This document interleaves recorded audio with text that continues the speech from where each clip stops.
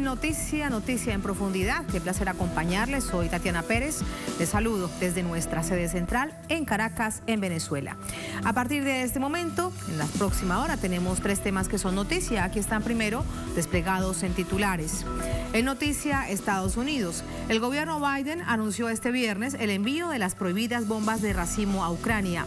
Desde Europa, aliados como Alemania y Austria expresaron su desacuerdo, mientras que el secretario general de la OTAN se desmarcó del peligroso asunto. Con esta medida se viola la Convención de Dublín sobre la eliminación de estas armas por lo mortíferas que resultan para la población civil. Les contamos y lo analizamos. En noticia, El Salvador. El movimiento de víctimas del régimen denuncia la muerte de 4 prisioneros del estado de excepción y una bebé de 6 meses por falta de atención dentro de la cárcel. En una protesta en la capital exigen el fin del estado de la medida y del uso desmedido de las fuerzas de seguridad contra la población inocente. Les presentamos esta radiografía y profundizamos en ella. En noticia, Haití se cumplen 2 años del magnicidio del presidente Jovenel Moïse, con un manto de impunidad producto de la falta de investigaciones para dar con los responsables intelectuales.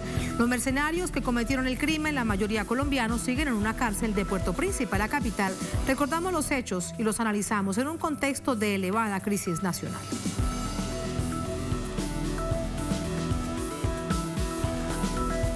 En noticia, casi comienza. Bienvenidos, bienvenidas.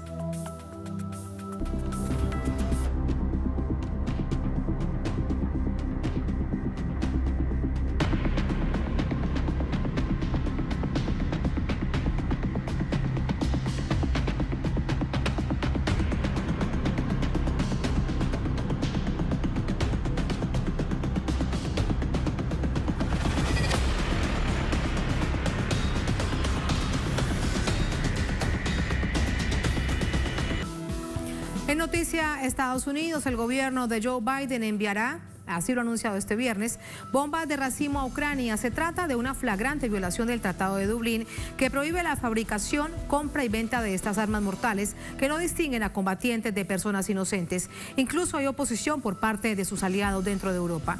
Mientras la ONU promueve la prohibición de este tipo de municiones por los grandes daños que causa en la población civil y reiteran el rechazo al uso de bombas de racimo en el campo de batalla. Estados Unidos aprobó la entrega de municiones racimo a Ucrania en medio del conflicto armado con Rusia. De fondo, además, subyace la OTAN.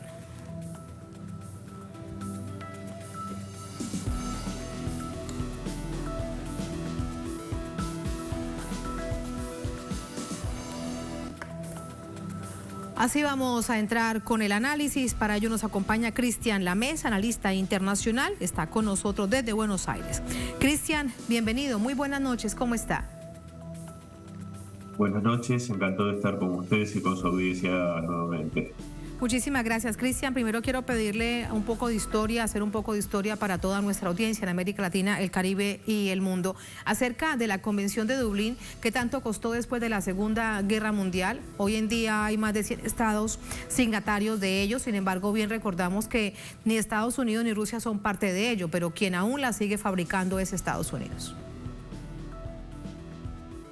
Sí, por supuesto, haciendo gala de su desprecio por la población civil, específicamente porque de esto es de lo que estamos hablando. Estas municiones, estas bombas de racimo, son especialmente peligrosas y letales para la población civil, dado que tienen un alto porcentaje de fallas y estas municiones quedan, por supuesto, ahí en una situación peligrosa para las poblaciones en el terreno, incluso cuando ya los conflictos bélicos han desaparecido.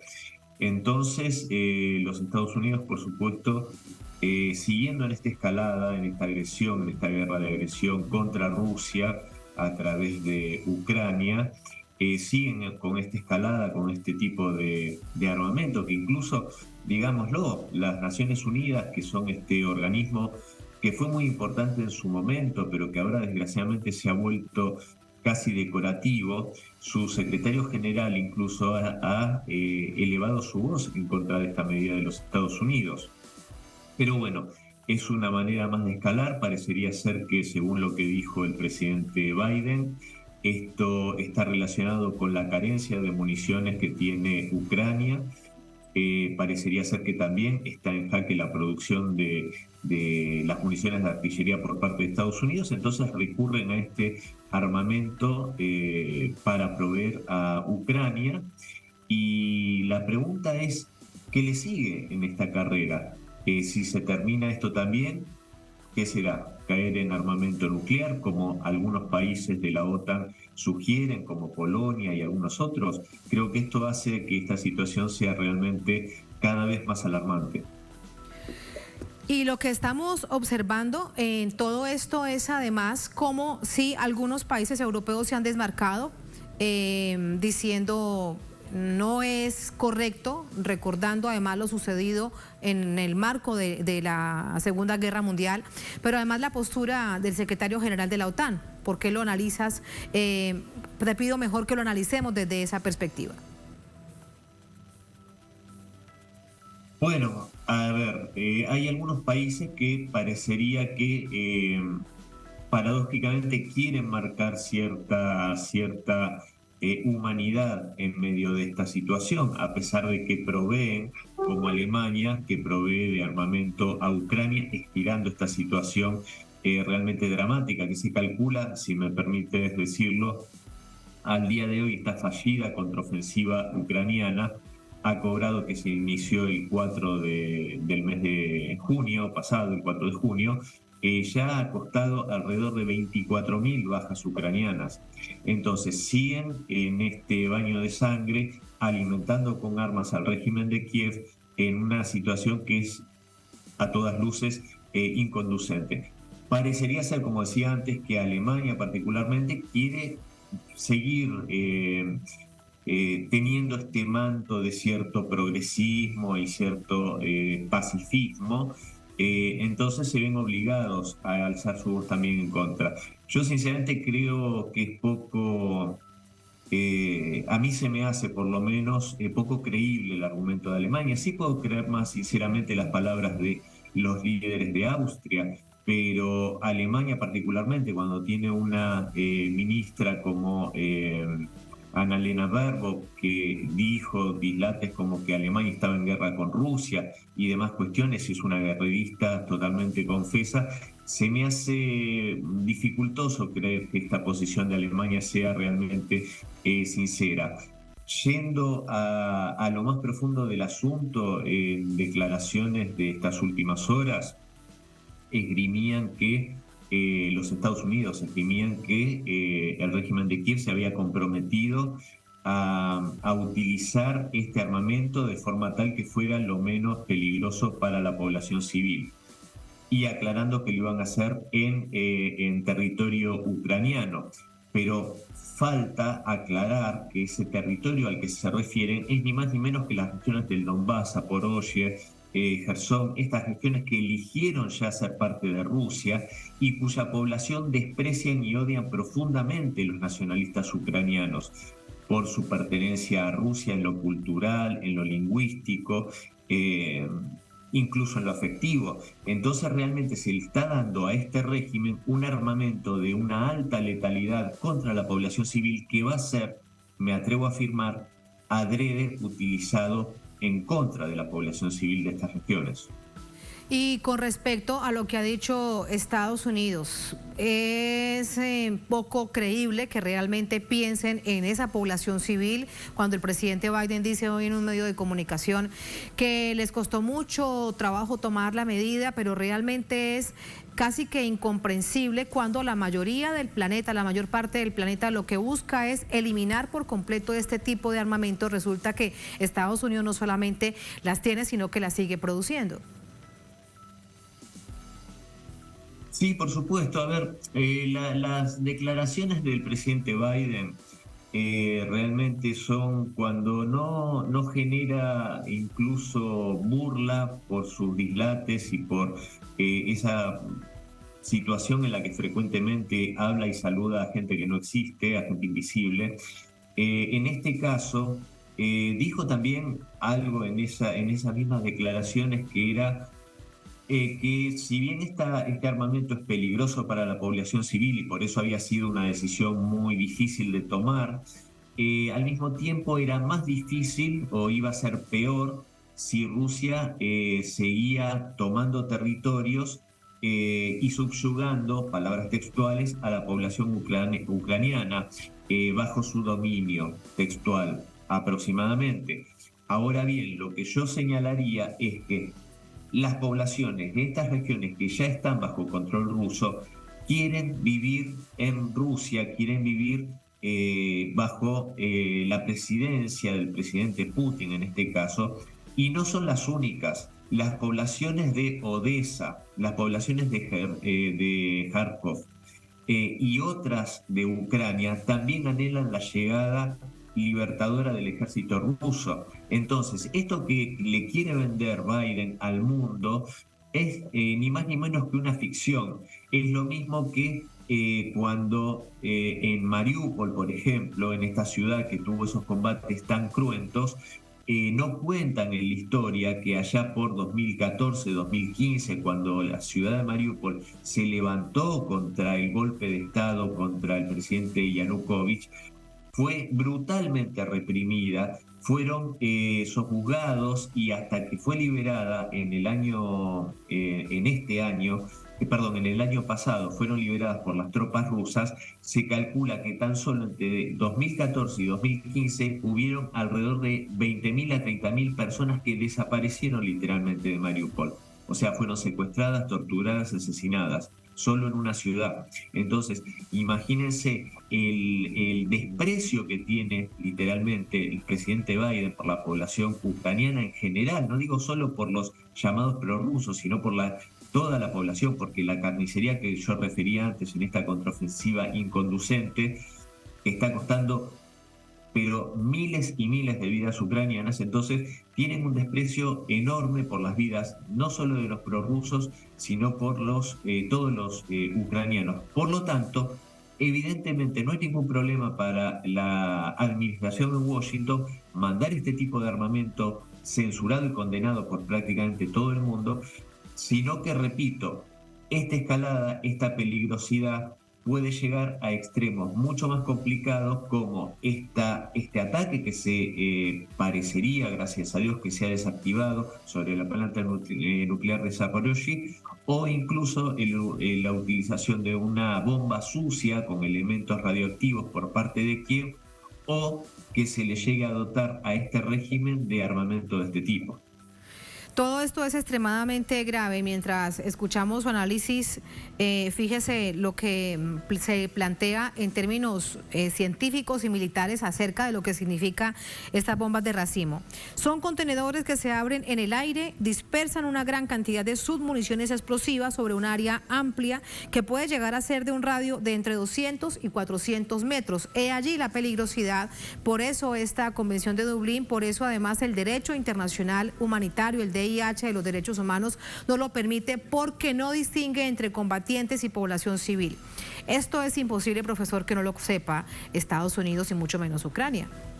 Probablemente por eso es que Estados Unidos no ha sido signataria de la convención. Sí, por supuesto que es así. A ver, es todo lo contrario, estas armas, estas bombas de racimo, es todo lo contrario, por ejemplo, al armamento de altísima precisión que usa Rusia, la Federación de Rusia, contra objetivos estratégicos militares en Ucrania. Por ejemplo, el ataque de hace algunas horas en Lyubov, donde el objetivo fue justamente un lugar de entrenamiento y de concentración de tropas mercenarias en esa ciudad del occidente ucraniano, y que generó una devastación enorme, pero exactamente focalizada en ese objetivo. Y si nosotros nos retrotraemos al 24 de febrero del año 22, vamos a poder ver cómo el 100% de los ataques rusos fueron con armamentos de alta precisión y a blancos militares o a blancos que tenían que ver con infraestructura crítica. Todo lo contrario, justamente como vos bien marcabas, son estas bombas que si hay bombas inteligentes, un eufemismo extraño, estas serían bombas extremadamente tontas, porque realmente, como vos muy bien dijiste, no discriminan entre objetivo militar, entre tropas, entre civiles, entre niños. Entonces realmente es un acto criminal lo que está haciendo, no con esto solamente, sino con muchos otros hechos.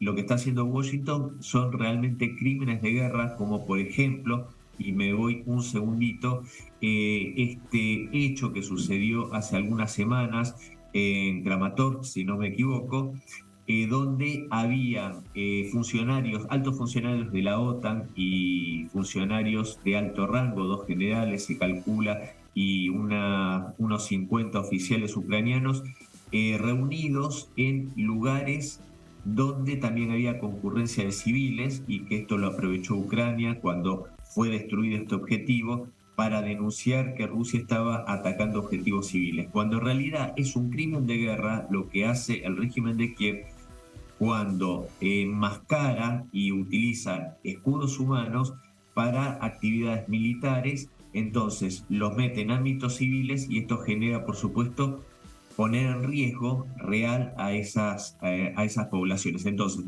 Washington, la Unión Europea, la OTAN, todo este conjunto están siendo cómplices de crímenes de guerra, y este es un hecho más, este de las bombas de racimo. Es un hecho más que además, profesor, quiero preguntarle acerca de lo que significa en el marco del derecho internacional. Estamos observando en los últimos tiempos que todo lo que tiene que ver sobre convenciones, en esta, por ejemplo, la Convención de Dublín, pero la Convención de Viena, Convención acerca de armas nucleares, su no proliferación y todos los tratados, por ejemplo, que se habían establecido entre Estados Unidos y Rusia, todo esto, pues, se ha quebrado, se ha ido al traste. ¿Cómo evalúa usted esta situación? Porque todo lo que costó, de nuevo recuerdo, después de la Segunda Guerra Mundial, la construcción del derecho internacional para respetarnos como naciones, pues está quebrándose. Sí, es así, es exactamente así como vos lo planteás. En la conferencia de Yalta, allá por 1945, ya prácticamente finalizando la Segunda Guerra Mundial. En esta reunión se reunieron, valga la redundancia, Winston Churchill, Franklin Roosevelt y Joseph Stalin.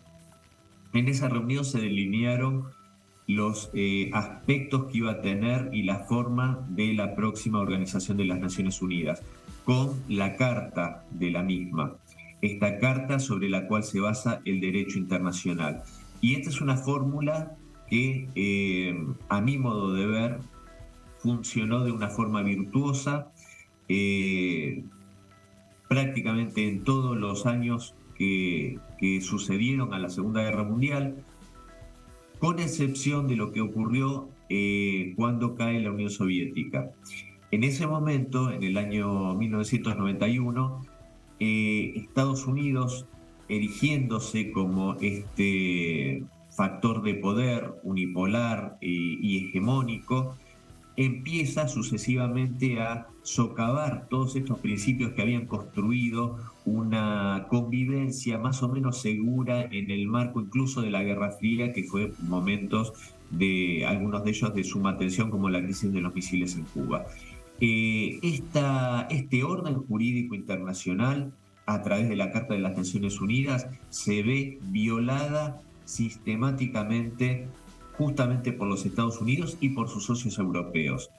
Esto es lo que hace que sea sumamente peligroso el mundo que estamos teniendo actualmente, porque no se respeta justamente el derecho internacional, se realizan sanciones unilaterales de forma totalmente arbitraria, se pueden confiscar los bienes soberanos de un país, como en este caso, en el caso de Rusia, fondos por 300.000 millones de dólares, incluso intentando buscar la ingeniería legal para utilizar esos fondos de forma totalmente ilegal.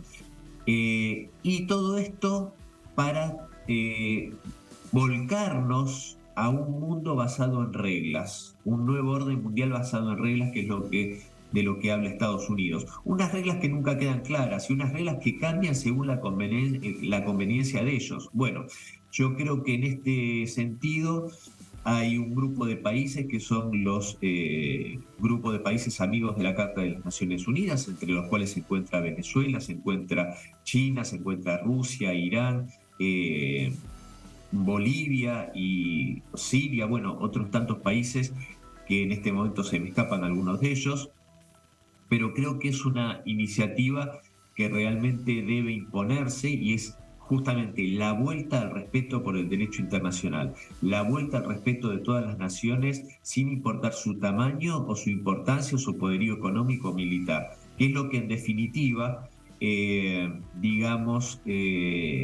enarbolan los países que están luchando en este momento por este nuevo orden multipolar. China, Rusia, India, etcétera. Creo que eso es lo único que puede salvar al mundo de caer en una situación catastrófica, porque desgraciadamente en la situación actual, y como se va perfilando la situación del escenario bélico en Ucrania, de la OTAN y Estados Unidos contra Rusia, yo creo que cada vez nos dejan menos opciones para una paz negociada y queda más la posibilidad de que solo pueden emerger un triunfador y alguien que sea vencido. Rusia no podrá ser vencida porque no puede ser vencida una potencia nuclear. Una superpotencia nuclear no puede ser vencida.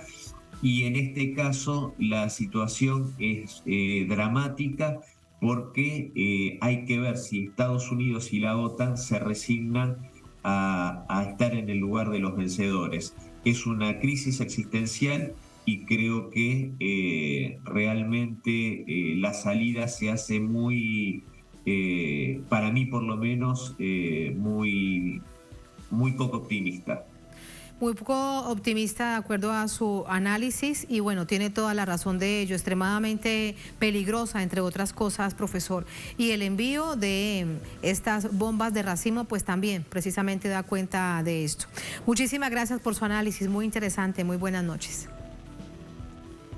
Gracias a ustedes por el llamado, les envío un abrazo. Un abrazo, muchas gracias. Así vamos a la primera pausa en esta emisión de Es Noticia. Al volver en Noticia, El Salvador. El movimiento de víctimas del régimen denuncia la muerte de 4 prisioneros del estado de excepción y una bebé de 6 meses por falta de atención dentro de un centro penitenciario. En una protesta en la capital exigen el fin del estado de la medida y del uso desmedido de las fuerzas de seguridad contra la población inocente. Les presentamos esta radiografía y la analizamos. Al volver, estamos en El Noticia.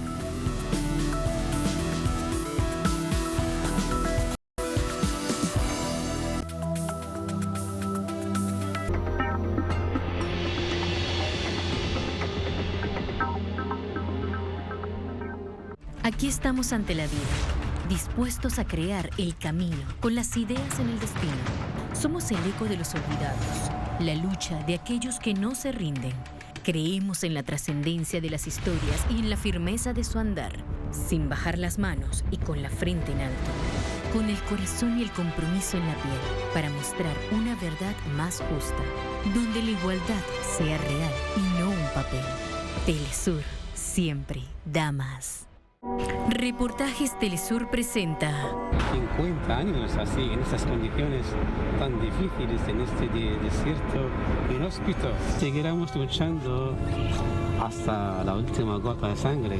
Hay una convicción muy fuerte que mientras que haya un saharaui vivo, seguirá luchando hasta el final. Ese es el objetivo de los saharauis. Los campos de refugiados saharauis. En estreno, sábado, solo por Telesur.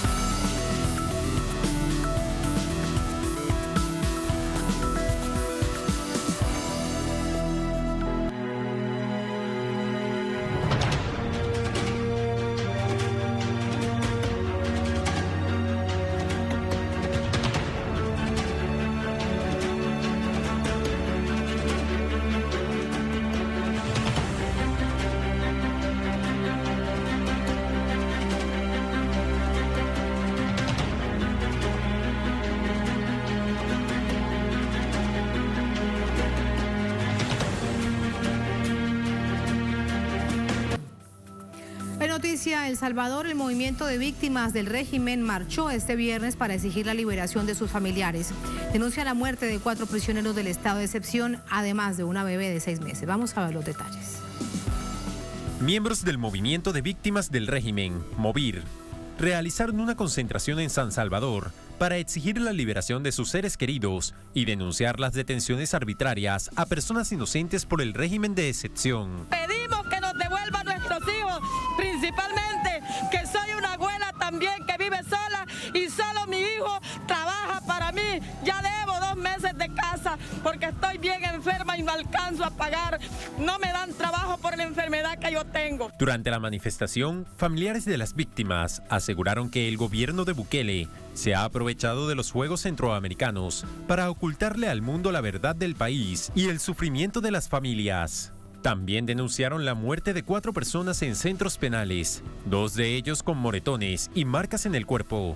El joven que falleció estos días de Metalillo tenía tortura, no murió así nomás.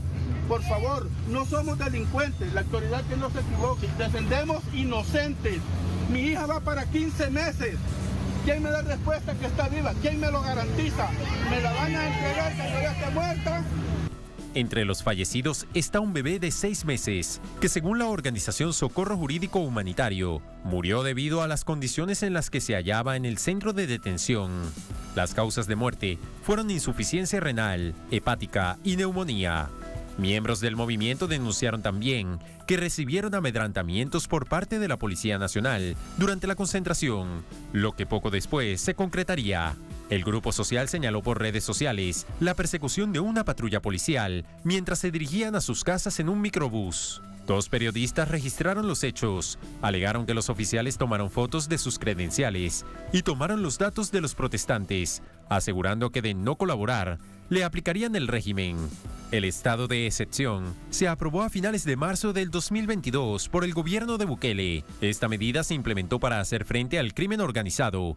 Sin embargo, ha desencadenado una serie de violaciones de lesa humanidad, como las detenciones masivas, la suspensión del derecho a la defensa, el maltrato a los reclusos y las muertes bajo custodia. Según movimientos sociales de derechos humanos, existe un total de 300 muertes en cárceles, de los cuales solo el 8% corresponden a pandilleros.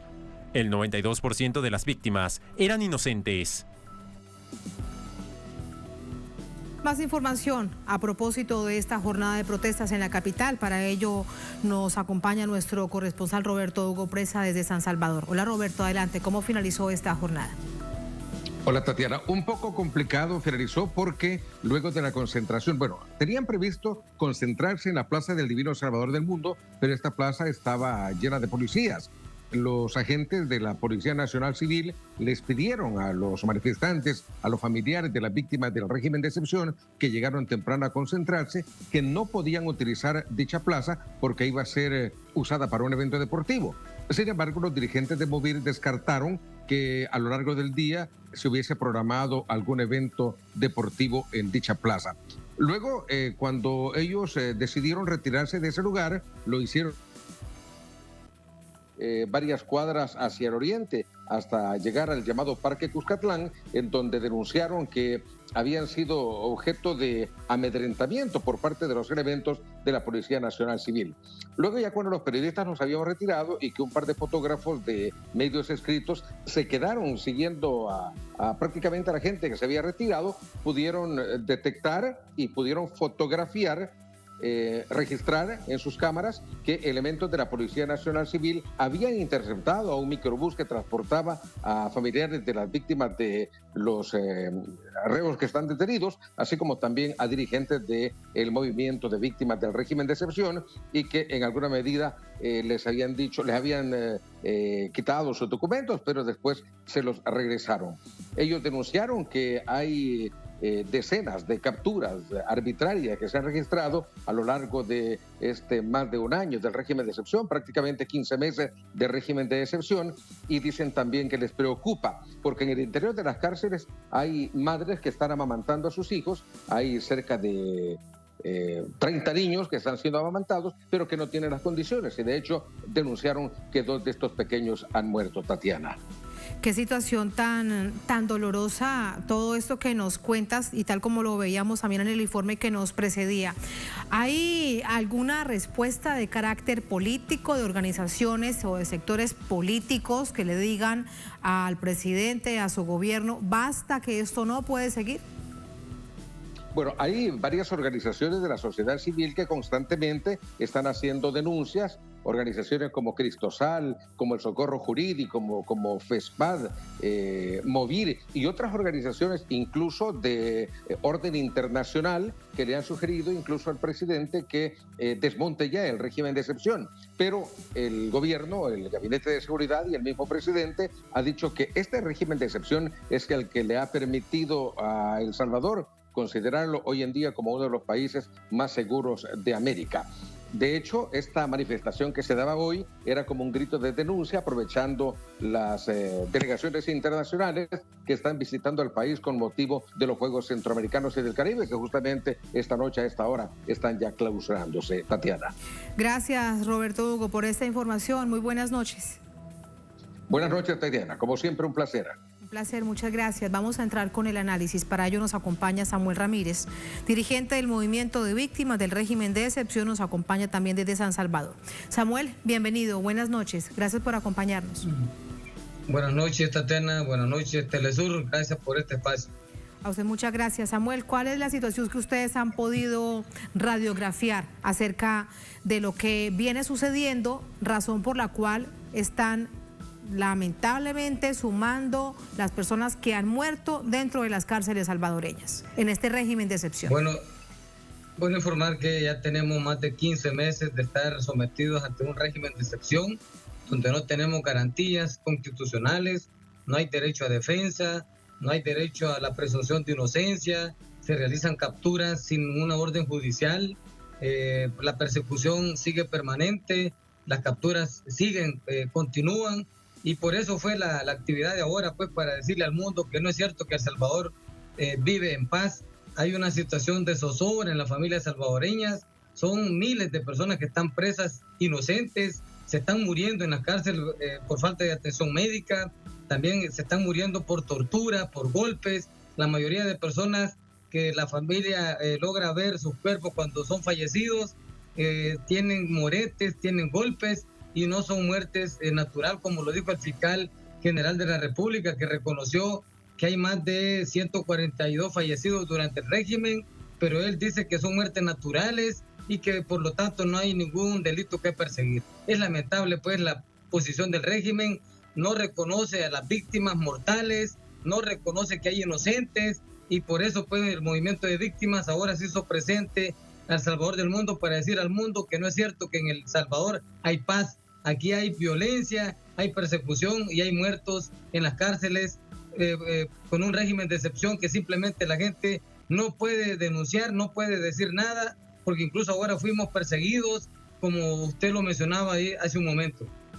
Well, dice el gobierno que las personas inocentes ya fueron dejadas en libertad, que quienes están en las cárceles son todos miembros de bandas criminales. ¿Cuál es la información que ustedes manejan al respecto? No es cierto, o sea, los liberados no pasan de unas 2,000 personas hasta la fecha, y los inocentes son miles de personas. Casi que el 70% de la gente que está presa todavía no ha sido condenada, entonces se presume que son inocentes. 15 meses para poder determinar si son culpables o no, creo que es demasiado. Pareciera que el régimen no quiere que el número que ha anunciado, que ha capturado, no quiere que se le baje, porque eso significa la popularidad del gobierno, sobre todo de Nayib Bukele. Entonces nosotros denunciamos a la comunidad internacional, al mundo, que pongan mucha atención a El Salvador. Aquí se están violentando los derechos humanos, se está asesinando a la gente y no hay, simplemente pasa y nadie dice nada. Aquí la vida en El Salvador pareciera que tiene más valor la vida de un animal que la de un ser humano, por todas las acciones que el régimen está realizando. Y los Juegos Centroamericanos ha sido una forma de tapar la realidad de El Salvador. Por eso, pues, la acción de ahora. La vida de los animales también es muy, muy importante, de todos los seres sintientes de este planeta. Ahora, Samuel, ¿qué pasa con el sistema judicial? Bueno, simplemente que no funciona, la gente rebota en la Procuraduría General de la República, los abogados no dan respuesta, no dan información de los procesos judiciales, no hay información de las audiencias. Bueno, las audiencias son de 200 presos y el delito que se les imputa es agrupaciones ilícitas. No individualizan los delitos, simplemente son combos, son un solo delito para todos los detenidos. Entonces creemos que ha colapsado el sistema judicial. Los abogados dicen que tienen más de 400 expedientes y no dan cumplimiento para tanta gente, para tantos detenidos. Sí, quiero pedirle que nos dé un ejemplo. Cuando una persona es detenida bajo este régimen de excepción, que pueden detenerla simplemente porque tenga un tatuaje o porque se les pareció a los policías, a los encargados de realizar estos operativos, que podría ser una persona peligrosa o miembro de una banda criminal, es llevada a la cárcel. No hay abogados defensores. ¿Qué pasa con el sistema judicial? ¿En cuánto tiempo se presentan ante jueces y fiscales? ¿Cómo es ese proceso? Bueno, mira, aquí la gente se captura por simplemente apariencia, por una llamada anónima, por vivir en comunidades asediadas por las pandillas. Las familias víctimas dicen que antes fueron víctimas de las pandillas, pero que ahora son víctimas del régimen. Y las personas que tienen familiares detenidos son objetos de persecución, de acoso, porque el régimen ya los ve como sospechosos. Y en algunos casos pues han sido capturados casi toda la familia. Incluso están siendo capturados las personas que son liberadas, que se han determinado que son inocentes. O sea, ahí se contradice el régimen cuando dice que ha liberado a todos los inocentes y los está recapturando. O sea, hay una situación que no se soporta en este país. La gente ya no hay a dónde acudir. La Procuraduría para los Derechos Humanos no funciona. Está también ocultando la violación a los derechos humanos. No se ha pronunciado por ningún fallecido dentro de los penales en manos del régimen de excepción.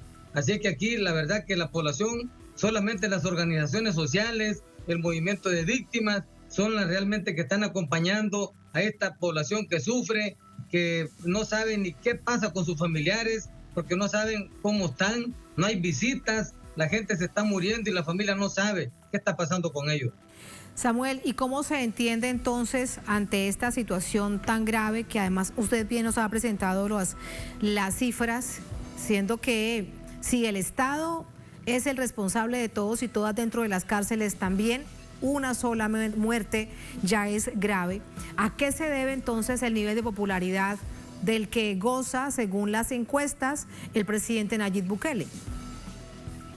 Bueno, la verdad que tiene una maquinaria publicitaria, invierte muchos millones de dólares en redes sociales, en influencer, en la comunicación normal.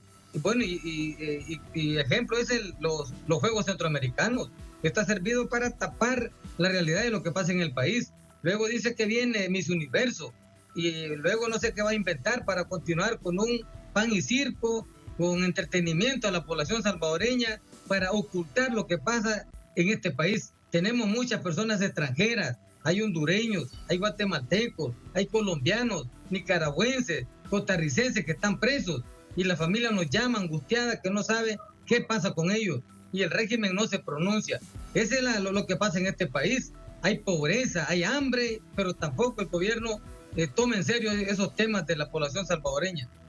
Muchísimas gracias por esta radiografía, por esta valentía para contarnos de esta situación tan grave, Samuel. Muchas gracias. Buenas noches. Gracias a Telesur y buenas noches. Buenas noches, muchas gracias a usted.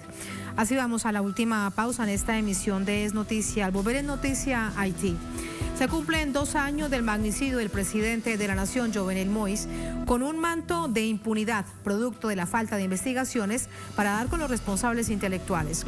Los mercenarios que cometieron el crimen, la mayoría colombianos, siguen en una cárcel en Puerto Príncipe. Recordamos los hechos y los analizamos en un contexto de elevada crisis nacional. Al volver en Es Noticia.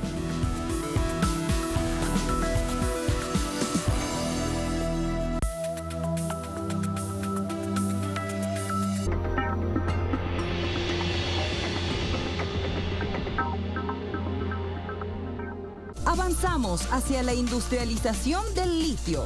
El gobierno nacional firma 2 convenios con los gigantes de esta industria en el mundo para el desarrollo del litio boliviano. Estamos consolidando el proceso industrializador de nuestro país. Vamos a continuar trabajando por darle esa certeza a la economía boliviana y por lo tanto a la población de que aquí hay un gobierno que trabaja por la economía boliviana, y aquí están los resultados que hoy presentamos a Bolivia y al mundo entero. Somos el gobierno de la industrialización.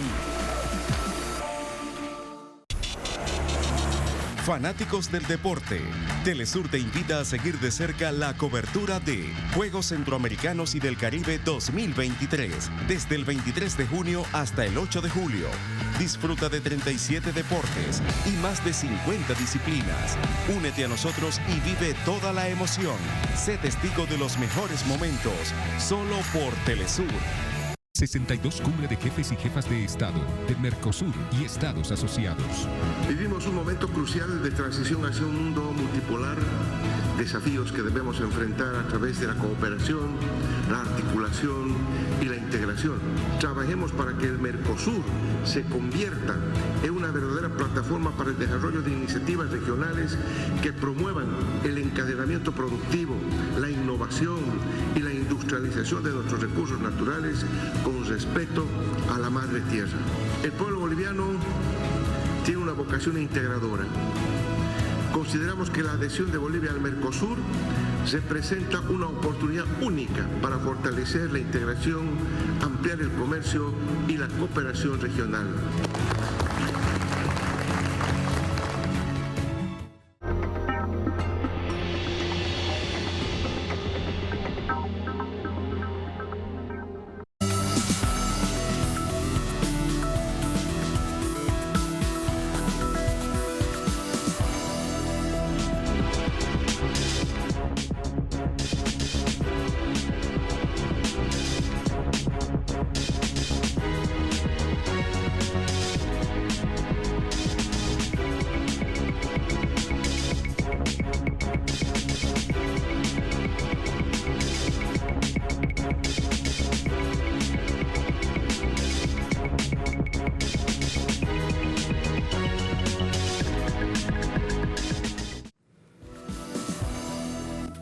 En Noticia Haití, este 7 de julio se cumplen 2 años del asesinato del presidente de esta nación, Jovenel Moïse. El magnicidio provocó una conmoción dentro y fuera del país y ahondó la crisis política de seguridad nacional. Vamos a verlo.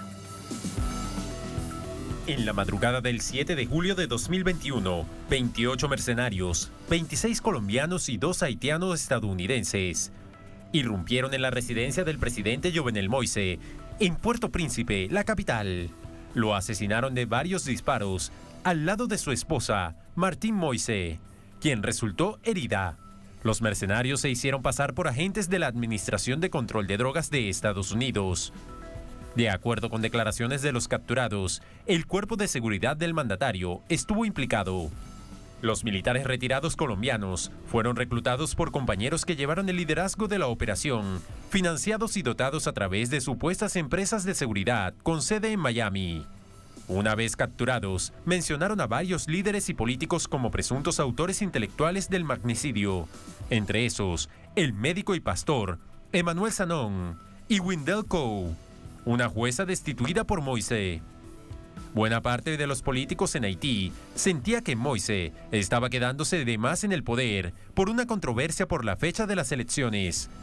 Una semana después del magnicidio, el entonces presidente colombiano, Iván Duque, reveló que según testimonios de familiares de los mercenarios implicados, estos estaban al tanto de que trabajaban en un proceso de reclutamiento para asesinar al presidente haitiano. Al mismo tiempo, el gobierno de Estados Unidos a través del Pentágono reconoció que varios de los militares colombianos que asesinaron a Moïse fueron entrenados por el ejército estadounidense. La presidencia de la nación caribeña ha estado vacante desde la muerte de Moïse, sin fecha fijada para elecciones. A 2 años de este suceso, la justicia aún está lejos de dar pistas del crimen que agravó la ya profunda crisis sociopolítica, económica, de salud y de seguridad de Haití. La investigación estuvo paralizada durante meses, atendida por al menos 5 jueces, que fueron destituidos o renunciaron. El último de ellos es Walter Weiser Voltaire, quien recientemente revivió el caso y convocó a varias audiencias. La víspera se conoció la citación de los actuales ministros de Planificación y Economía, así como el titular de la Dirección de Agua Potable y Saneamiento, y los directores generales del Ministerio del Interior y de la Agencia Nacional de Áreas Protegidas. El letargo de la justicia deja en evidencia la impunidad que carcome al país, a pesar de las promesas del actual primer ministro, Ariel Henry, de apoyar la pesquisa. En Estados Unidos hay 11 sospechosos bajo detención, uno ya condenado el mes pasado. En la isla, más de 50 sospechosos siguen encerrados en las precarias instalaciones carcelarias. De ellos, 18 son ciudadanos colombianos.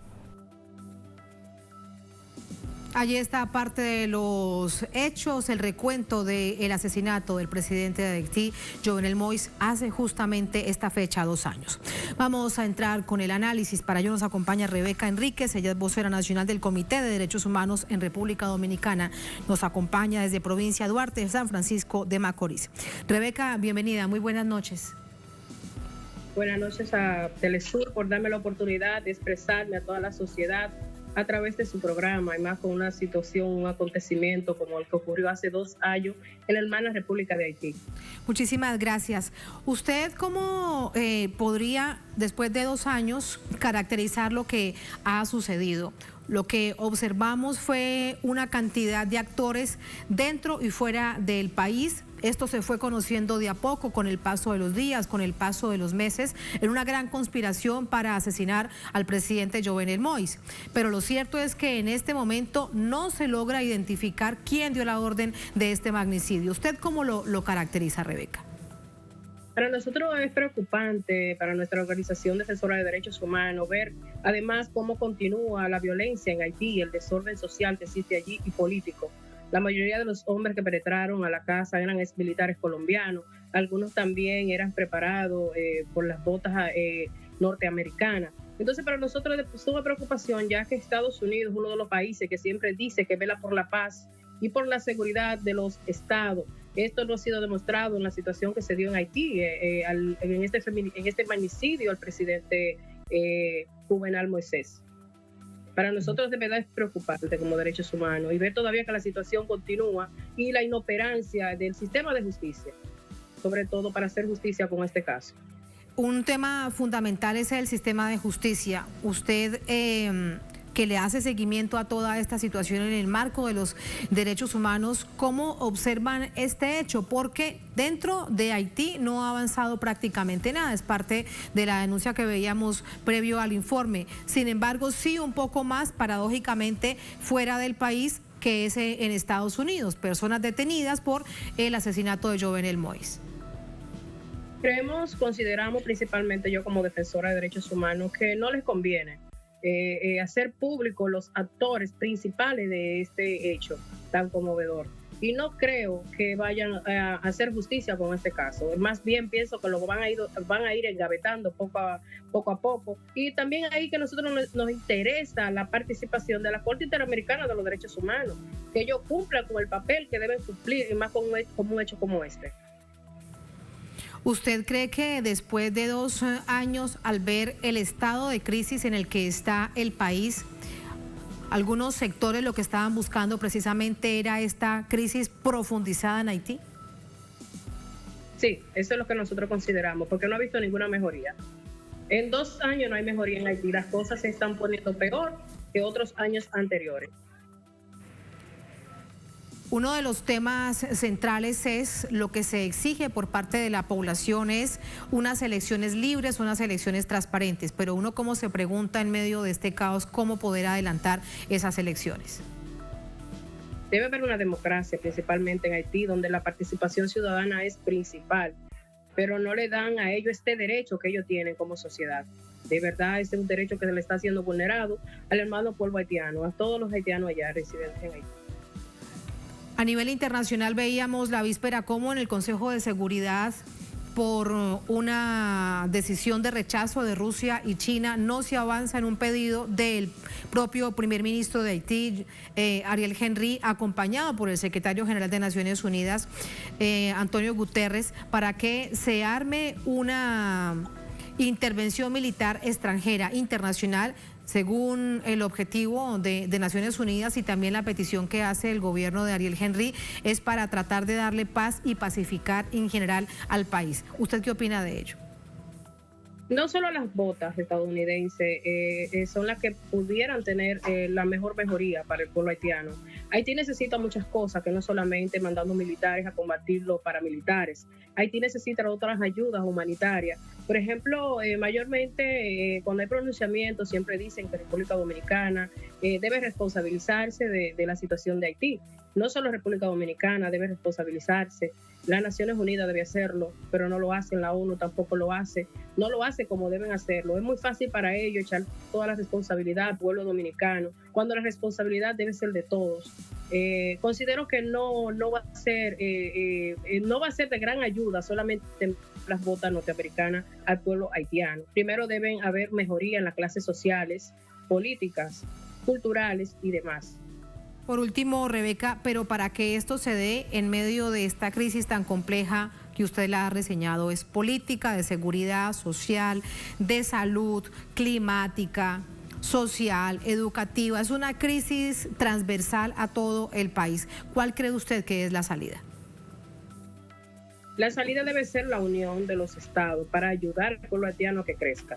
Primero, desarticular, porque dicen los paramilitares, pero también hay corrupción dentro de los políticos, del sistema de justicia. Hay que sanear esos organismos allá en Haití para poder que puedan hacer un mejor trabajo en bien de los haitianos. O sea, son muchas cosas que hay que sanear allá, principalmente el sistema de justicia, la distinción de clases, o sea, son varias. Entonces solamente se centran en algunas, cuando las principales son otras. El sistema de salud, la seguridad social, como ya hacías mención anteriormente. Claro, por último, volviendo a la coyuntura y ese recuerdo de los 2 años del asesinato del presidente Jovenel Moïse, ¿usted cree que esto va a permanecer entonces en la impunidad? Sí, nosotros consideramos que sí, porque a 2 años no ha avanzado en nada, no ha mejorado la situación, mejor ha empeorado. Entonces, por eso es que consideramos que lo que a lo mejor le están haciendo es pasándole un paño tibio para que esto se olvide y que este hecho quede impune. Muchísimas gracias, Rebeca, por esas apreciaciones. Buenas noches. Gracias a ustedes. Hasta luego. A ustedes gracias por habernos acompañado. Ponemos punto final a esta emisión de Noticia. Que tengan todos y todas muy buen fin de semana. Nos encontramos el próximo lunes a la misma hora a través de Telesur. Un placer, sigan con nosotros.